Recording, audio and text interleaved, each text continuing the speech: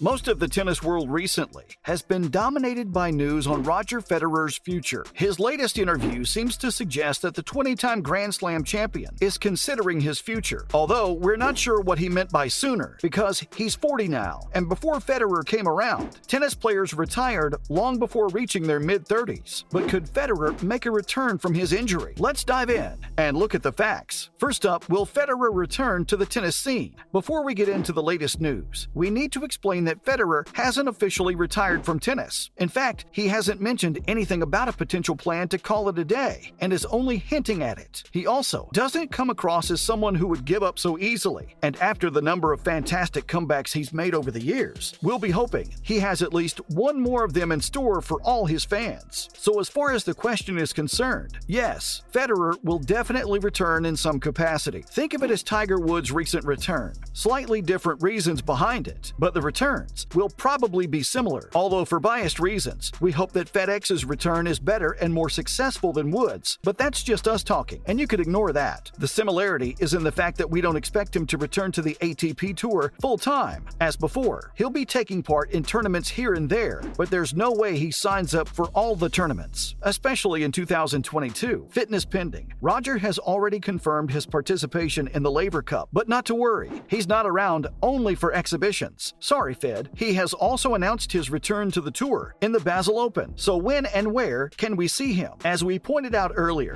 Federer is expected to be in action in the Laver Cup at the earliest, which starts on September 24th. So yes, good news for the Federer fans. You only have to wait a couple of months to see the legend playing tennis again. Now the Swiss maestro himself could claim that the Laver Cup isn't an exhibition, but most people tend to disagree because it's not an ATP tournament, and there aren't any points or rankings awarded on the basis of it. So some people might not think that's competitive tennis, but as we pointed out earlier, he's returning to competitive action as well. The Basel Open in Federer's hometown starts at the end of October, exactly a month after the Laver Cup, and he has confirmed his participation in the tournament as he looks to win it for the 11th time. Of course, just because he's participating does not mean he'll be winning it, as a lot of other big names will also be in action. And what about his return to the majors? By the time Federer returns, we'd be done with the majors for the year, and considering Federer isn't even ranked anymore, there's no chance that he qualifies for the ATP Finals at the end of the year. So when could we see him play at the highest stage? Now, he has explained his intentions of playing on center court at least one more time. That means Wimbledon is a sure shot, but there are two majors before that too. And while there's a good chance that Roger doesn't feature in the Roland Garros, we're expecting him to play in the Australian Open. And when will Federer retire? If you ask us, we hope he never retires. But let's be honest, the time is more or less here, and there's a good chance that the Swiss great might not be around by the time 2024 comes. It's still a year and a half away, but we think Federer might announce his retirement after Wimbledon. At least that's what it looks like right now, and these things are always subject to change because it's Federer's decision and not anyone else's. He deserves to go out on his own terms, and we've got no doubts he'll do the same. We think Wimbledon is a solid shot for retirement because he'll be planning on leaving everything he has on center court as he chases a potential major number 21. Yeah, we said potential because what if he's fighting for number 22 after winning the Australian Open? Wishful thinking? We're biased, but either way, he'd want to end it on a high. And what better place to do it than Wimbledon? If the tennis gods are listening, we're hoping they let him end his career at the highest level by winning the most prestigious trophy in tennis. But at the same time, we also think there's some chance that Federer continues after Wimbledon too and decides to end it after the tour ends in 2023. Another ideal time would be the Basel Open, and wouldn't that be another fantastic story? The once ball boy at the Basel tournament wins the tournament for an 11th time and retires on a high.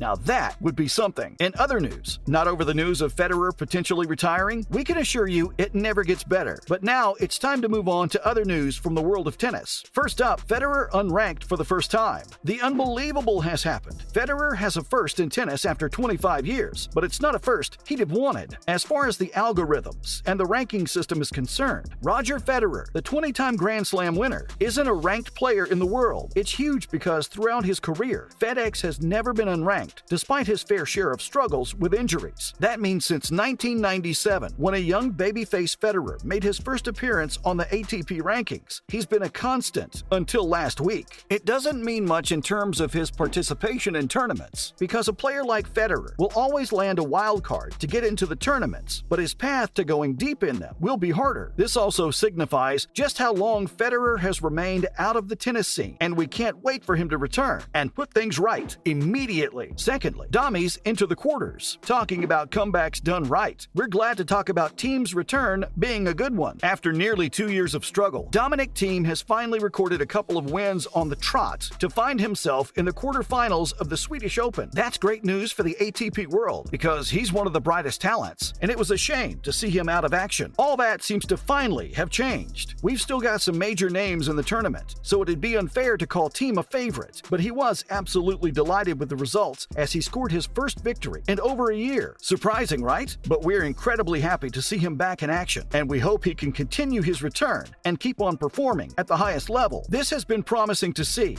and sets a tone for a massive 2023 season. Next up, Murray beats Wimbledon champion. Another return going fairly well has been Andy Murray's unlikely comeback to tennis. Few people have struggled as much with injuries as Murray has recently, and with a medal cap, he's still displaying moments of brilliance as if he never went away. It's always good to see talent like him playing at the highest level, and we're glad he gave himself another shot before making a premature decision to retire. Now playing in the Infosys Hall of Fame Championships, Murray has defeated the newly crowned doubles champion Max Purcell in the round of 16 to book his place in the quarters of the tournament. It was a spirited comeback for the Brit, who fought from a set down to win the game 4-6, 6-2, 6-1, and set up an exciting clash against Kazakhstan's Alexander Bublik. A win would put Murray into the semifinals in Rhode Island, and he'll be hoping to clinch his first title since his return from injury. It won't be an easy run because the big serving American John Isner is still around, and he'll be hoping to repeat his result from Wimbledon against Murray. Finally, Andy Roddick reveals his jealousy with Federer. Andy Roddick has many things to say about Roger Federer, and he's been an admirer of his old foe for quite some time now. It's good to see him being jealous rather than angry, as he revealed a few years earlier that he still hasn't forgiven Federer for the 2009 final. And we don't blame him. Imagine getting broken only once over a 5-setter final and somehow still losing it. However, he has recently explained Roger's ease of operation and the way he's relaxed, which makes him so jealous of the 20-time Grand Slam champion. He's not the first one to talk about Federer's nonchalance and effortless brilliance. After all, that's what sets him apart from the rest of the professionals. However, Roddick added that he's a great human and that the saying, "don't meet your heroes," doesn't apply to the Swiss maestro. And that's a wrap for this video. Do you think Federer could play tennis at the highest level beyond Wimbledon 2023? Let us know in the comments below. Make sure to give this video a thumbs up and subscribe to our channel for more videos like this. See you in the next one.